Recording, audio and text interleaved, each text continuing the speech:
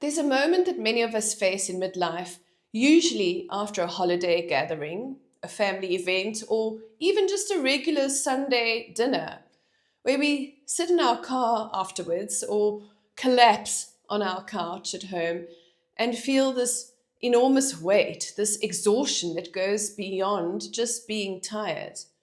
It's the exhaustion of performing, of managing everyone else's expectations, of trying to be the daughter, the mother, the sister, the friend that everyone needs you to be, while also slowly disappearing in the process. And here's what nobody tells you: that weight that you're carrying, it was never yours to carry in the first place.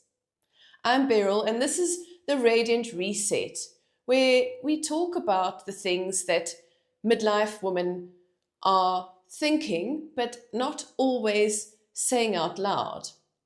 Today, we're diving into something I know many of you are navigating right now: how to let go of family expectations without drowning in guilt. Whether you just survived another challenging family gathering over the festive season, or you're dreading the next one, or you've already made the difficult decision to step back, this conversation is for you. So let me start by telling you what this looked like for me. For years, I was the one who hosted everyone. I did all the cooking, all the preparations, all the planning. I created beautiful gatherings, trying to make everything wonderful and fabulous for everyone, especially for my dad and my son. Yes, I did that because I wanted to, but I was the one who made things happen. If I didn't organize it, no one would. And I showed up as the version of myself that I thought everyone needed me to be. I kept my mouth zipped shut. I ignored the elephant in the room, the passive aggressive comments, and I always tried my best to make things run as smoothly as possible. But no matter how hard I tried, there was always something I did wrong, apparently. Always some criticism, always some way I fell short. I was damned if I did, damned if I didn't. And then I'd collapse afterwards and feel empty, resentful, furious even, like I just spent hours preparing and performing in a play where I didn't even get to write my own lines and I still got terrible reviews. And here's what I've learned about family expectations, especially from our childhood families. They're often unspoken agreements that we made a long time ago. Maybe when we were children, maybe when we got married, maybe when we became mothers ourselves. These agreements usually sound something like, I'll be the one who makes everything happen. I'll keep the peace no matter what. I won't rock the boat. I'll pretend everything is fine. I'll absorb the criticism and keep showing up perfectly. I'll be loyal no matter what. And for a while, these agreements worked. They kept the peace, they kept us connected, and they kept us safe. But somewhere along the way, usually in midlife, we start to wake up. We start to feel the weight of these invisible contracts, and we start to notice the anger simmering beneath the surface. And we start to wonder, what would happen if I stopped performing? What would happen if I showed up as myself for once? And that's when the guilt starts whispering. I need to be honest with you about something, because if I'm going to talk about letting go of family expectations, I want to tell you what that actually looked like in my own life. A few years ago, I did something that terrified me. I'd realized that I was suffering from a huge lack in my life, a deep rooted pain that I needed to address. It was also the cause of my unexplained bursts of anger. I went to see a trauma counselor who's also a psychologist and a spiritual healer. And we came to the conclusion and the decision that the only way to process everything was to confront my parents, which I did separately. So first I asked my father why he had never stood up for me, why he had let my mother treat me the way that she had throughout my life. And then later that same day, I asked my mother why she had been so unloving towards me my entire life, creating drama and sabotaging everything that she possibly could, especially special occasions. And when I confronted my dad, he broke down in tears.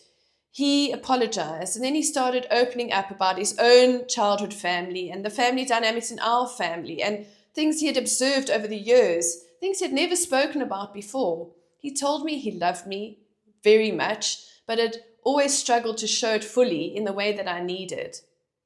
But that conversation changed everything. My dad and I were always on pretty good terms. We never really had any issues besides the fact that he really stuck up for me where my mother was concerned. But before he died in 2024, before he went to hospital, he managed to call me. He found a spare, rare moment when he was alone. And we had that conversation that I'd been waiting for my whole life. He told me he saw me, he loved me, he was proud of me, he was sorry for not showing me more love, and he opened up about how he really felt about our family dynamics for the first time. There were other conversations, less lucid ones, but that one conversation gave me the closure that I didn't even know that I was desperate for. When he died, I realized something profound. He was the reason that I had tolerated the toxic dynamics for as long as I did. Not because our relationship was perfect, but because his love for me, even if he couldn't fully show it all the time, was a thread that kept me tethered to a family system that was destroying me. So with him gone, I had to face a different truth. I wasn't just grieving my dad, I was grieving the family I never had. And I had to face something else. This rage that lived inside me, this extreme anger that I couldn't fully understand or process or explain. I had to deal with that. So I started peeling back the layers like an onion, layer after layer after layer. And at the core, I found it. The root cause of all that anger was being unloved by my mother in the way I needed, being the scapegoat child, always, being criticized no matter how hard I tried, being invisible even when I was doing everything I could to be seen and to make everyone feel special. And once I saw that truth, I couldn't unsee it. So when I confronted my mother, hoping things might change, they didn't. In fact, the dynamics became even more strained and they became worse. The patterns I'd hoped to break only intensified. And I've come to realize that in this lifetime, I will never have the mother I wish I'd had. Yeah, perhaps I got the mother I needed. Perhaps by her playing the role that she did in my life, she made me into the person that I've become. I've always written books, mostly under pen names, as I'm a designer by trade. But with my most recent book, I just started writing and a new book emerged. I hadn't planned to write it. I was writing a book about midlife reinvention, and suddenly my book became about my mother wound. It's called Breaking Free from the Mother Wound, Navigating Narcissists, Gaslighting and Toxic Relationships in Midlife. Writing that book was one of the most terrifying and liberating things that I've ever done, because it wasn't just about understanding my anger, it was about speaking my truth out loud. So I decided to publish it under my own name for once. I knew everything would be revealed, but I couldn't take the toxicity anymore. So here's what nobody tells you about speaking your truth out publicly, especially. There are consequences, obviously, I knew that. My mother wouldn't have even found out about the book.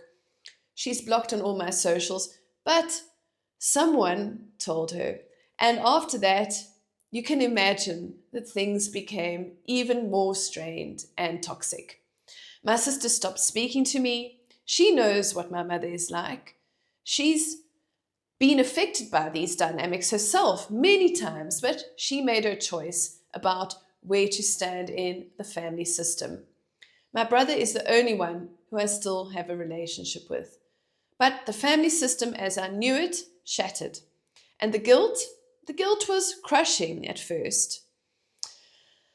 I questioned everything. Was I being cruel? Was I being selfish? Did I have to make it so public? Could I have just worked through this privately? But here's what I learned. When you speak the truth about dysfunction, the people who benefit from that dysfunction will call you the problem. Well, in my case, they always did anyway. They'll say that you're being dramatic. They'll say that you're being unkind and nasty. They'll say that you're tearing the family apart, that you're rocking the boat. They'll even project their own patterns onto you and call you the very thing that they can't face in themselves. But what you're actually doing is refusing to keep the secrets that were tearing you apart. And yes, I carry some complexity about this. I'm not going to pretend that I don't. There are days when I wonder if there was somehow another way. I did try, but it didn't work. I was never going to get the love I craved from my mother my entire life. Keeping everyone comfortable was killing me slowly. I couldn't take it anymore. That anger was eating me alive from the inside, and I had to let it out. So I chose me. I chose my truth. I chose my peace. And if you're listening to this and you're thinking about your own toxic family dynamics, I want you to know choosing yourself is not betrayal, it's survival. Now, I want to talk about guilt for a moment because it's probably the emotion that keeps more women trapped in toxic family dynamics than any other emotion. Guilt tells us we've done something wrong. It makes us feel like bad people. It keeps us tethered to patterns that no longer serve us. But here's what I want you to understand. Feeling guilty doesn't mean that you've actually done anything wrong. Often, the guilt that we feel around family expectations is what I call programmed guilt. It's guilt that was installed in us from childhood, usually by well-meaning people who were also operating from their own programming. And sometimes it's guilt that was deliberately weaponized by people who wanted to control us. And this guilt says things like, family is everything, blood is thicker than water, you'll regret this when they're gone, or shame, they're old and they don't have anyone else. Or who do you think you are to want something different? You're tearing this family apart. How could you air out dirty laundry in public? And what will people think?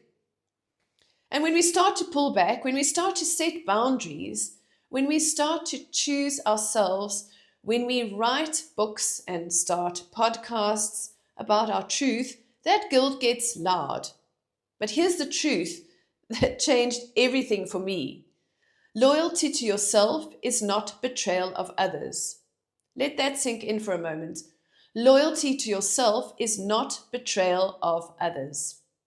Choosing your peace is not selfish. Protecting your energy is not cruel. Creating space from dysfunction is not abandonment. Speaking your truth, even publicly, is not an attack. It's liberation. So how do we actually do this? How do we move from guilt and obligation into genuine freedom?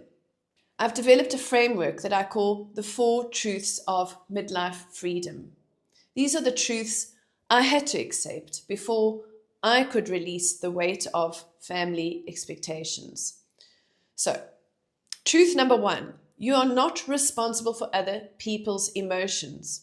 This is the hardest one for many of us, especially if you're a woman who's been conditioned to be a caretaker, the hostess, the one who makes everything work and fabulous and shrinks herself to make others comfortable with their lacks. But here's what I learned. When you change, when you set boundaries, when you say no, when you choose differently, when you write a book that tells the truth, people are going to have feelings about that. They might be disappointed, they might be angry, they might feel hurt or confused or betrayed, and they might stop speaking to you. Well, they never spoke to you anyway, in my case, but they might share information about you that you hope to keep private, and they might also continue with the perpetual smear campaign that's always been their narrative about you. And none of that is your responsibility to fix. Your responsibility is to be honest, to be kind when possible, to be clear about your needs, but you can't manage how other people process change. That's their work, not yours, and most won't acknowledge that they need to do any work on themselves anyway. I couldn't control how others reacted to my book. I couldn't control who told whom. I couldn't control any of their responses. All I could control was whether I continued to silence myself to keep them comfortable, and I chose not to. Let them. Truth number two, family patterns can only continue if you keep participating. This one was an eye-opener for me. I used to think that if I just tried harder, if I just hosted better, made everything more perfect, then maybe I would finally be seen, appreciated, and loved the way that I needed. I was a people pleaser of note. But the truth is, dysfunctional patterns exist because everyone is playing their assigned role. The hostess keeps hosting, making it all fabulous. The scapegoat absorbs the blame and the criticism. The golden child maintains their image. The peacekeeper keeps the peace. The silent witness stays silent and observes everything. True emotions are still there, masked, while everyone pretends to be having a lovely time until at some point during the occasion, the cat gets let out of the bag and it all unravels into a family fiasco of note. When you step out of your role, the entire system gets disrupted, and that disruption creates an opportunity for you to be free and for the system to either evolve or reveal itself for what it actually is. You stepping back might be the most loving thing that you can do for yourself because it stops enabling dysfunction as far as you're concerned. So when I stopped hosting and making it all fabulous, when I stopped making everything happen, when I stopped absorbing the criticism, the system couldn't function the same way. And yes, that created chaos. That created anger, but it also created the space that I needed to finally breathe.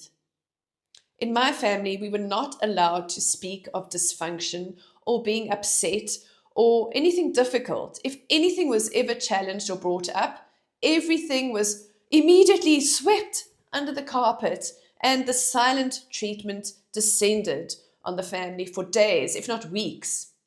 Truth number three, guilt is often grief in disguise. Here's something that might shift your perspective. When you feel guilty about pulling back from family, you're often actually grieving. You're grieving the family you wish that you'd had, the acceptance that you wish existed, and the unconditional love that you deserved but didn't receive. The mother who could have loved you without competition or criticism. The gatherings where you could just be a guest instead of the one making it all happen for everyone else. You're grieving the fantasy that if you just keep trying, things will magically change. When I recognized that my guilt was actually grief, everything shifted because grief is honest. Grief allows us to mourn what never was while making space for what could be. So you can grieve the loss of the fantasy while simultaneously choosing freedom. Both can be true. So I'm grieving my beloved dad, but I'm also grieving the family I never had. The one where I wasn't the scapegoat. The one where my mother could actually celebrate me instead of competing with me. The one where I could show up as myself without criticism and jealousy. And grieving those losses has allowed me to stop chasing them. Truth number 4, your peace is the permission slip. So this is the truth that anchors everything. When you choose peace over performance, you can become a permission slip for others to do the same. Your liberation creates a template. Your boundaries model what's actually possible. Your courage to choose differently might be exactly what someone else needs to see and to hear, even if they can't acknowledge what they're going through yet. And here's what I've discovered since writing my book and starting this podcast and my community. I've heard from hundreds of women who have said that your story gave me permission to tell mine. Your honesty helped me to see that I wasn't going crazy. Your courage made me braver. I thought I was the only one. I didn't know other people felt this too. Your freedom isn't selfish, it's revolutionary. Even if your own family can't see it, someone else out there needs to witness your liberation so that they know that theirs is possible too. So let's get practical, because knowing these truths intellectually is one thing and living them is another. So here are the strategies that have helped me to navigate this new reality of mine without guilt taking over. Strategy number 1, don't make decisions in the heat of emotion. When I get triggered, when I hear things through the grapevine about me, about the toxic narrative certain people feel the need to continue, I realize that I'm no longer a part of it. When I feel that pull of, should I reach out? Maybe there's still hope. I've learned not to act immediately. I let myself feel whatever comes up. I give myself time to process. I often realize the pull is guilt, not genuine desire. But give yourself that space. You don't owe anyone an immediate response, especially when you're sorting through complex emotions. Strategy number 2, use the generous assumption technique. When family members react to your boundaries with hurt or anger, try this. Assume they're doing the best that they actually can with the tools that they have. This doesn't mean accepting mistreatment. It doesn't mean tolerating dysfunction. It means recognizing that most people are operating from their own wounds, their own programming, their own fears, and their reaction to your change is about them, not you. So this allows you to hold compassion while still holding your boundaries. People make choices based on their own role in the family system. I can hold compassion for that while still knowing I did what I needed to do. Strategy number 3, create your own rituals. One of the most powerful things that I did was to stop waiting for invitations and start creating my own meaningful rituals on my own terms. A relaxed and quiet morning with my own family, or a solo celebration that honors what matters to me, and especially connecting with special friends who actually see me and enjoy my company. I don't wait for invitations that never come. I don't host gatherings that drain me anymore and aren't appreciated. I'm building my own traditions that actually fill me up. Strategy number 4, practice the both and approach. This one helps with the guilt. I can wish my family well from a distance while also protecting my peace. I can honor the good parts of my history and choose not to repeat the painful parts. I can feel sad about estrangement while knowing it was the right choice for my well being. I can be grateful for that final conversation with my dad where he could speak truthfully about our family dysfunction while also wishing that I could have had more conversations with him like I did. Both things can be true at once. And here's what I want you to hear. Letting go of family expectations isn't about rejecting your family, it's about reclaiming yourself. For so many of us, midlife is when we finally get honest, when we finally stop performing, when we finally stop trying to be accepted where we're actually not truly welcome. And when we finally ask ourselves, what do I actually want? What actually brings me peace? And sometimes, often, the answer involves creating space from dynamics that no longer serve us. That doesn't make you a bad person, it makes you a whole person, a person who is finally choosing herself. Now, this is your radiant reset. This is your opportunity to rewrite the story, to redefine the terms, to step into the most authentic version of yourself. Yes, there will be guilt. Yes, there will be grief. And yes, some people won't understand. Some might stop speaking to you entirely, and some might share things that you wanted to keep private, and some will step out and actually support you. But on the other side of that, guilt is freedom. On the other side of that, grief is peace. On the other side of people's understanding is your life, the one that you're meant to actually live. If you're navigating toxic family dynamics, narcissistic patterns, or the mother wound, especially if you're the scapegoat child who's tired of absorbing everyone's dysfunction, I wrote my book specifically for you.